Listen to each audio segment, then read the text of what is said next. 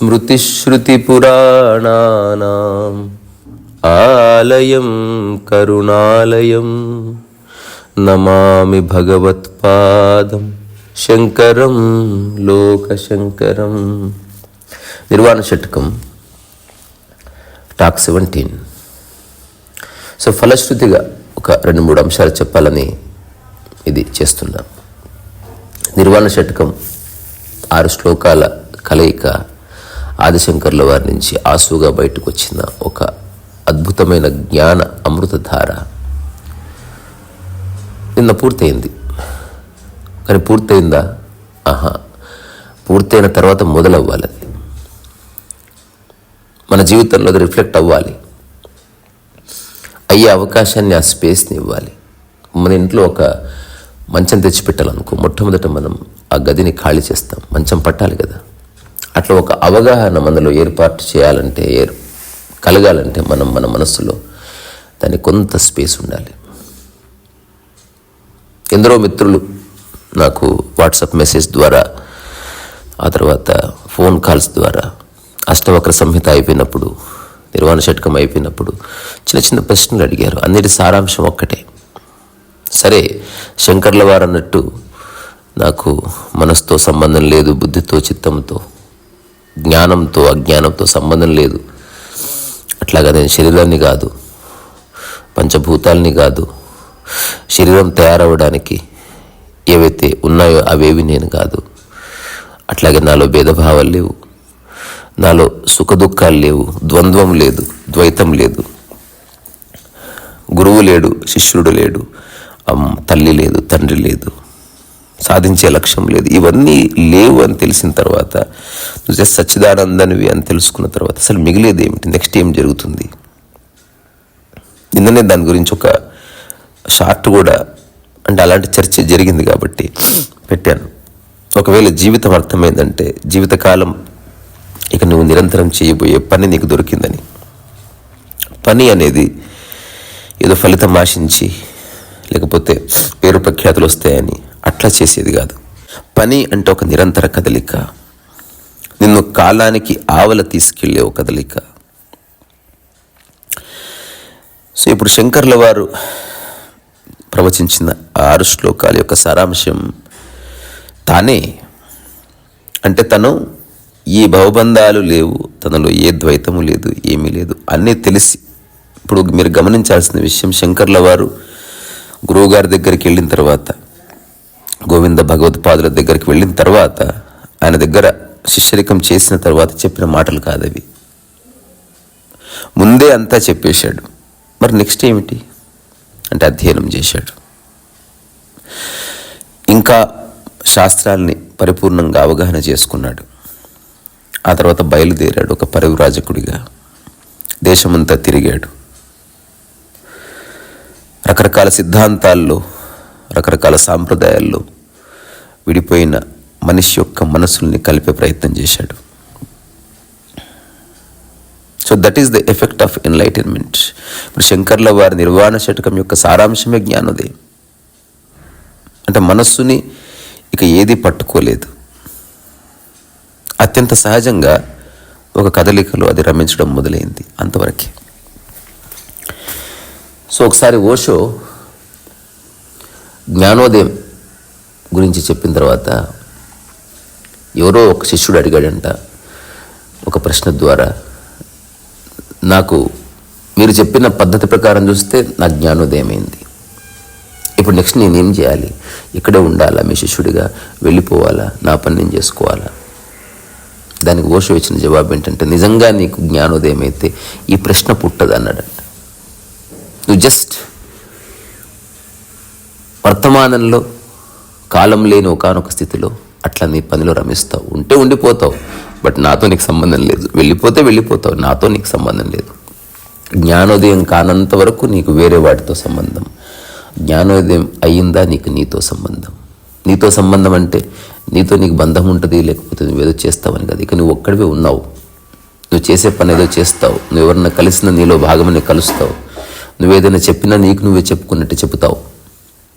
అంతే తప్ప ప్రత్యేకంగా సాధించే లక్ష్యాలు, ప్రత్యేకంగా నువ్వు పాటించే గొప్ప గొప్ప ఆదర్శాలు, ప్రదర్శనలు ఏముండవు. సో జ్ఞానం అన్నది ఒక స్వరకల్పన. నిజానికి చెప్పవలసిన అవసరం లేదు, నాకే సంబంధం లేదు అంటే అయిపోతుంది. కానీ ఒక టైం వచ్చినప్పుడు దాన్ని విశదీకరించి సరైన వ్యక్తి దగ్గర నువ్వు బహిర్గతపరచాల్సి వస్తుంది. అట్లా అందరూ చేశారు, చేయాలి కూడా, తప్పేమీ లేదు. సో మనిషికి మాత్రమే ఉన్నటువంటి ఒక అపూర్వమైన అవకాశం, ఎక్స్ప్రెషన్. సో జీవితం నిజంగా అర్థం అయితే దానికి రకరకాల పర్యాయవాచి శబ్దాలు ఉన్నాయి. జ్ఞానోదయం అవడం అన్నా, జీవితం అర్థం కావడం అన్నా, జీవిత పరమార్థం తెలిసిందన్నా, లేకపోతే నిష్కామ కర్మయోగం అన్నా, ఎవ్రీథింగ్ దాని మూలం ఒకటే. సో ఒకవేళ మనిషికి శంకర్ల వారు చెప్పినట్టుగానో, లేకపోతే అష్టావక్ర సంహితాలు చెప్పినట్టుగానో, భగవద్గీతలో చెప్పిన నిష్కామ కర్మ పట్టుకుందనుకో, ఆ ఒక్క చిన్న ట్రాన్స్ఫర్మేషన్ వల్ల ఎన్నో మారుతాయి. నువ్వు చేసే ప్రతి పనిలో నీకు ఒక ఆనందరసం దొరుకుతుంది. ప్రపంచం దాన్ని పిచ్చి వెర్రి అనొచ్చు. సో ఎప్పుడన్నా భాషో అనే ఒక ట్రావెలర్ మీరు జీవితాన్ని చదివితే ఆశ్చర్యపోతారు. ఏం చేశాడు? జస్ట్ తిరిగాడంతే. కానీ ఊరికి తిరగలే. Is not just a wanderer. సంపూర్ణమైన జీవిత అవగాహనతో ప్రయాణాన్ని జీవితకాలం చేసే ఒక పనిగా పెట్టుకున్నవాడు భాష.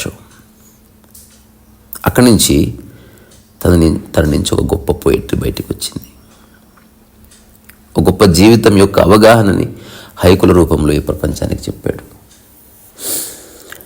అట్లా ఎవరెవరైతే ఈ ప్రాపంచికమైన బంధాల నుంచి విడిపడి వాళ్ళ నచ్చిన పనిలో లీనమయ్యారో, అట్లా కొంతకాలం తర్వాత వాళ్ళల్లో ఒక బ్లాస్ట్ జరిగింది. అది హఠాత్తుగా జరగదు. ఎలా ఉంటుందంటే, విరివిగా పూలు పూస్తున్నాయి అనుకో, ఊరికే అట్లా పూయవు. మొక్క నాటిన తర్వాత కాస్త పెరిగి రూట్స్ సెటిల్ అయిన తర్వాత, ఆ సర్కమ్స్టాన్సెస్, ఆ వాతావరణం అంతా కుదిరిన తర్వాత దాని యొక్క కలయికలో ఒక బ్లాస్ట్. ఇప్పుడు ఆదిశంకర్ల వారి నిర్వాణ షట్కం ఖచ్చితంగా గమనించాల్సిన విషయం ఇది. గురువు గారి దగ్గరికి వెళ్ళి ట్రైనింగ్ అయిపోయిన తర్వాత, చదివిన తర్వాత చెప్పింది కాదు. తనకు ముందే తెలిసిపోయింది లైఫ్ అనేది. ఇప్పుడు తెలియాల్సింది తాను ఏమి చేయాలో అది తెలుసుకోవడానికి గురువు గారి దగ్గర ఉన్నాడు. తాను ఏం చేయకూడదో తెలిసిపోయింది, తాను ఏది కాదో తెలిసిపోయింది, కానీ తాను ఏది అవునో తెలియలే. దానికోసం వెళ్ళాడు. వెళ్ళిన తర్వాత ఉపనిషత్తులు కానీ, లేకపోతే వేదం కానీ, రకరకాల పురాణ గ్రంథాలు కానీ, లేకపోతే తర్కము కానీ, మీమాంస కానీ, ఇట్లాంటి భాషాపరమైన, అంటే ఎందుకంటే నువ్వు మౌనంగా ఉంటే సరిపోతుంది. ఇప్పుడు ఆదిశంకర్ల వారి ఉద్ఘోష తర్వాత ఒకవేళ ప్రపంచం కోసం, మనుషుల కోసం ఏదైనా చేయాలన్న ఉద్దేశం లేకపోతే ఇక గురువు కూడా అక్కర్లే. కానీ ఏదైనా చేయాలనుకున్నప్పుడు దానికి భాష అవసరం, దానికి అభివ్యక్తి అవసరం, దానికి రకరకాల విషయాల కలయిక అవసరం. అట్లాంటి వాటి కోసం ఒక మనిషి ఫార్మల్గా ట్రైనింగ్ తీసుకుంటాడు. కొన్నిసార్లు గురువు సమక్షంలో, కొన్నిసార్లు ప్రకృతి సమక్షంలో, కొన్నిసార్లు వాళ్ళు ఏ పని చేయబోతున్నారు అట్లాంటి దాన్ని బట్టి. సో ఆదిశంకర్ల వారిది realm of philosophy, realm of understanding of life, ultimate understanding, దాని గురించి చెప్తున్నాడు. కాబట్టి అతను భాషని సరిదిద్దుకోవలసి వచ్చింది. ఇంకాస్త రిఫైన్మెంట్ కోసం సరైన ఎగ్జాంపుల్స్ని వెతకవలసి వచ్చింది. ఇది ఎవరికైనా తప్పదు ఒకవేళ నువ్వు చేయాలనుకుంటే. ఇప్పుడు నీకు జీవితం అర్థమైంది, ఏమీ చేయొద్దు అనుకుంటే ఏమీ చేయొద్దు. జీవితకాలం నువ్వు పెయింటింగ్ వేయాలనుకో, పెయింటింగ్ ఎలా వేయాలి, పెయింటింగ్ అంటే ఏమిటి, పెయింటింగ్కి సంబంధించిన మెటీరియల్ ఏమిటి, అవి ఎక్కడ దొరుకుతాయి, ఇట్లాంటి అన్ని అన్వేషణలకి మళ్ళీ జవాబు దొరికించుకున్న తర్వాత నీ జీవన ప్రయాణం మొదలవుతుంది. సో అందుకే వాట్ నెక్స్ట్ ఆఫ్టర్ ఎన్లైటన్మెంట్ అంటే నెక్స్ట్ ఏమిటి అన్న ప్రశ్న రాదు. అదొక్కటే సంకేతం. ఒక ప్రవాహ స్థితిలో నువ్వు ఉండిపోతావు, అది నీకు తెలుస్తుంది అంతే. ఇది వేరే వాళ్ళకి తెలిసే విషయం కదా. అంటే ఎవరైతే ఆ ప్రవాహ స్థితిలో ఉన్నారో వాళ్ళు చాలా కాలం అట్లా ఉండటం వల్ల ఒక సంకేతం దొరుకుతుంది. అందులో ఏ సందేహం లేదు. అందరికీ నువ్వు ఒక్క మాట చెప్పకుండా నువ్వెవరో నువ్వేమిటో తెలిసిపోతుంటుంది. దానికి తగ్గట్టు ప్రపంచమంతా, నీ చుట్టుపక్కల సమాజం అంతా, కుటుంబ సభ్యులంతా, లేకపోతే బంధువర్గం అంతా, స్నేహితులంతా నీకు సహాయం చేస్తారు. బికాస్ నీ యొక్క కదలికలో వాళ్ళకు ఒక సందేశం వచ్చేసింది. ఒక ఓల్డ్ మ్యాన్ ఆటోబయోగ్రఫీ నేను చదువుతున్నప్పుడు అతను అమెరికా వెళ్ళాడంట. అమెరికా వెళ్ళిన తర్వాత నా వాళ్ళంటూ ఎవరు లేరు, ఏదో చేయాలని వెళ్ళాడు. వెళ్ళిన తర్వాత తను రిసీవ్ చేసుకోవాల్సిన వాళ్ళు ఎవరు రాలేదు. ఇప్పట్లాగా ఫోన్స్ అట్లా లేవు. 1910, 1920 ప్రాంతం అది. వివేకానంద అమెరికా వెళ్ళిన ఒక పీరియడ్. ఆ సమయంలో అతను వెళ్ళిన ఉద్దేశం తనకు తెలుసు, తను ఏదో చేయాలని వెళ్ళాడు. తన జీవితకాలం చేస్తాడు కాబట్టి ఆవేశం లేదు. మనం ఏ పనైనా ఎప్పుడు ఆవేశపడతాం, ఎప్పుడు ఆదుర్ద పడతాం, ఆందోళన పడతామంటే తాత్కాలికంగా కొంత సమయంలో పూర్తి చేయాలన్నప్పుడు అవన్నీ వస్తాయి. జీవితకాలం చేయాలనుకున్నప్పుడు ఏమిటి ఆందోళన? ఆ తర్వాత తనకు సమయం అయింది. ఒక మూల చూసుకొని he started doing his yoga. రావాల్సిన వ్యక్తి ఆ నెక్స్ట్ డే కూడా రాలేదు. సో ఉదయం యోగా చేసుకున్నాడు, సాయంత్రం యోగా చేసుకున్నాడు, అక్కడే కూర్చున్నాడు. ఒకవేళ వస్తే అతను అక్కడికే వస్తాడని ఒక చిన్న సంకేతం. ఇప్పుడు తనది గాని ఒకానొక దేశంలో, ఒకానొక ఊర్లో తాను స్థిరంగా కూర్చున్నాడు. అట్లాంటి అవగాహన వస్తుంది. సో అక్కడి నుంచి వచ్చిపోయే వాళ్ళలో ఎవరో ఒక కపుల్ అతన్ని చూస్తారు. అప్పటికి ఒక వారం రోజులైంది అతన్ని గమనించబట్టి. అక్కడే ఉండి తన పనిదో తాను చేసుకుంటున్నాడు. తన బ్యాగులో తెచ్చుకున్న పుస్తకం చదువుకుంటున్నాడు. అసలు సొంత ఇల్లున్నవాడు కూడా అంత శ్రద్ధగా జీవించాడు. దగ్గరికి వెళ్ళి అడిగారు, ఎవరెవరో పెద్దవాళ్ళు ఉన్నట్టున్నారు, మా ఇంటికి వస్తారా, పక్కనే ఇల్లు, నీకోసం ఎవరైతే రావాలో వాళ్ళు వస్తారో లేదో తెలీదు, బట్ మీకు అభ్యంతరం లేకపోతే మాతో ఉండొచ్చు. కాస్త ఆలోచించి వాళ్ళ ఇంటికి వెళ్ళాడు. వెళ్ళిన తర్వాత మొట్టమొదటి తాను చేసిన పని మళ్ళీ మూల చూసుకొని తన పని తాను చేసుకోవడం. అప్పటికి భార్యాభర్తల మధ్య ఎన్నో కలతలు, కుటుంబం విడిపోయే సిచ్యువేషన్ వచ్చింది.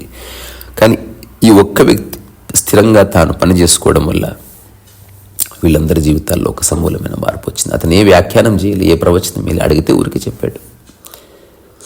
ఒకరి మీద ఒకరి దృష్టి తీసేసి ఎవరి మీద వాళ్ళ దృష్టి పెట్టుకోండి. నువ్వు ఏం చేసినా తప్పు పట్టే సమాజం ఇది. అందుకని తప్పొప్పులను ఎంచడం కానీ, వేరే వాళ్ళు ఎంచిన తప్పొప్పులను సీరియస్గా తీసుకోవడం కానీ కాకుండా నీకు తెలిస్తే చాలు నువ్వెవరో. ఇప్పుడు ఎవడో పెద్ద మనుషులు వస్తే లేవకుండా కూర్చుంటే అక్కడ ఉన్న వాళ్ళంతా వచ్చి నీకు సభ్యత, సాంప్రదాయం తెలియదా?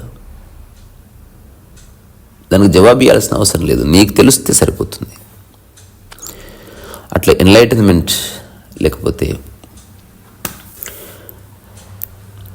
జీవిత పరమార్థం తెలియడం, లేకపోతే విముక్తి పొందడం, లేకపోతే జీవన్ముక్తి స్థితి, లేకపోతే మోక్ష స్థితి, ఇవన్నీ ఒకటే. మనసు అణగడం హృదయంలో ఒకటే. ఊరికి అట్లా ఉండడం ఒకటే. నిమిత్త మాత్రత ఒకటే. ఇప్పుడు ఆ వ్యక్తి నిమిత్త మాత్రంగా తన పని తాను చేసుకుంటున్నాడు. రోడ్డు మీద ఉన్న, ఇంట్లో ఉన్న తన పని కొనసాగుతుంది. ఆ తర్వాత ఒక అద్భుతమైన వర్క్ ఎస్టాబ్లిష్ అయింది. సో తెలుసుకోవాల్సింది ఇంతే. నీకు జీవిత పరమార్థం తెలియనంత వరకు నీ దృష్టి ఎప్పుడు వేరే వాళ్ళ మీదే ఉంటుంది. నీకు జీవితం తెలుస్తున్న కొద్దీ నీ దృష్టి నీ మీదకి మళ్ళుతుంది.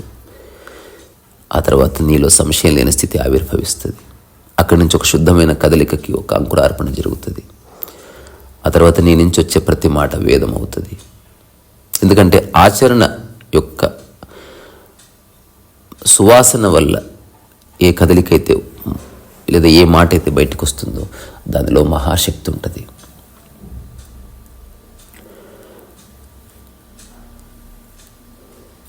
సో అట్లాంటి ఒకానొక స్థితికి ఎవరికి వాళ్ళు రావాలి. It can not be forced upon somebody. So అట్లాంటి స్థితిలో ఉన్న ఆదిశంకర్ల వారి యొక్క చరణార విందాలకి ఇక్కడి నుంచి శిరస్సు ఉంచి నమస్కారం చేస్తున్నా. మరొకసారి ఆయన స్మరించుకొని రేపు ఆదిశంకర్ల వారి యొక్క కొన్ని జీవన విశేషాలని చెప్పుకొని ముగిద్దాం. నిర్వాణ శతకం. ఆ తర్వాత నిర్వాణ షట్కం నేను సరదాగా ఒక 7 రోజుల్లో పుస్తకం రాయాలని సంకల్పం తీసుకున్నాను. అది ఎప్పుడన్నా జరగవచ్చు రాబోయే 2-3 మంత్స్లో. నిన్నే మునిరామిరెడ్డి గారు కొంత టోకెన్ ఆఫ్ మనీ పంపించారు దాని ప్రింటింగ్ కోసం. ఇక్కడి నుంచి ఆయన కూడా థ్యాంక్ యూ. అట్లాగే నేను పుస్తకం ప్రింట్ చేస్తా అంటే ఎవరెవరో మంచి హృదయం ఉన్నవాళ్ళు, అంటే అందరికి నేను ఇచ్చే సందేశం ఒక్కటే, నాకు ఏ ఖర్చులు లేవు, నేను బాగున్నాను. కానీ పుస్తకం అచ్చు వేయాలంటే మాత్రం కొందరు సహాయం అవసరం, లేకపోతే రాసి పక్కన పెడతానంతే.